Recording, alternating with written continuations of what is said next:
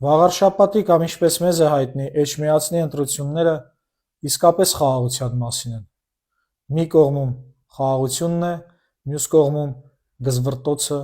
պառակտումը, գժտությունները, գոռգոռոցները։ Փորձենք ապացուցել։ Ինչ եք զգում, երբ լսում եք սա։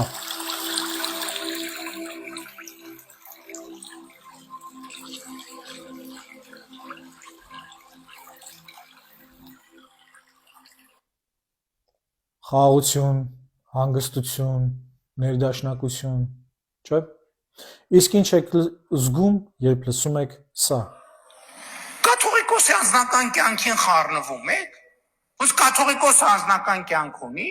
այսինքն վարչապետը անձնական կյանք չունի, չի կարող ունենա, բայց կաթողիկոսը անձնական կյանք ունենա։ Անհանգստություն, տագնապ, քաոս, ոմանց մոտ սրտխառնոց, սրտի կանգ, ինսուլտ, փսխուքի ցանկություն։ Եվ վաղարշաբաթում մեր հայրենակիցները իրականում ընտրելու են բոլորիս համար։ Արդյոք մենք լինելու ենք խաղաղ, ինչպես սա։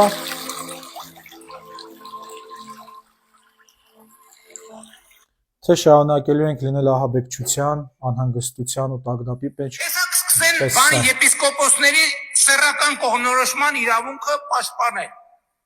Միջազգային բաներով, կոնվենցիաներով։ Բայց հարցազրույց եղավ եկեղեցու սպասավոր ով ներսից պիտի ասում։ Եկեք ընտրենք խաղաղությունը։